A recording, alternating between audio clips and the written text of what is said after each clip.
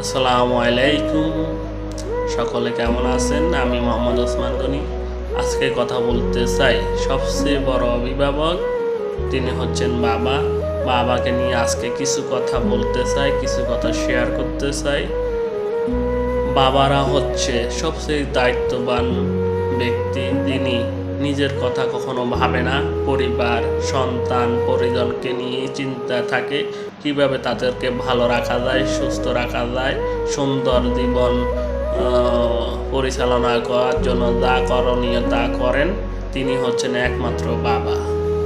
বাবারা কখনো স্বার্থের দিকে তাকায় না, সবসময় চিন্তা করে আমার সন্তান সন্ততি যেন মানুষের মতো মানুষ হয়, তার জন্য যা করণীয় তা করে থাকেন।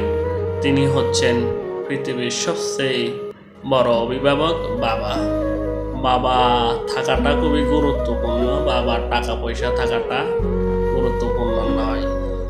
বাবা না থাকলে বোঝা যায় বাবার কতটা মর্ম, কতটা অপরিহার্য।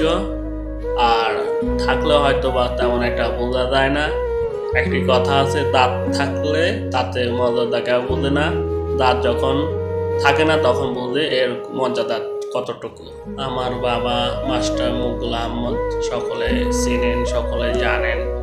তিনি অনেক ভালো মানুষ ছিলেন।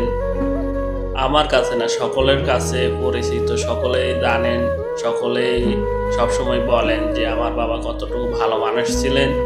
তো আমি আজকে আমার বাবা মৃত্যুবার্ষিকী উপলক্ষে সকলের কাছে এইটুকুই প্রত্যাশা করি, আমার বাবাকে সকলেই দোয়া করবেন, ক্ষমা সুন্দর দৃষ্টিতে দেখবেন এবং সবসময় প্রত্যাশা করবেন যেন আমার বাবা জান্নাতবাসী হয়।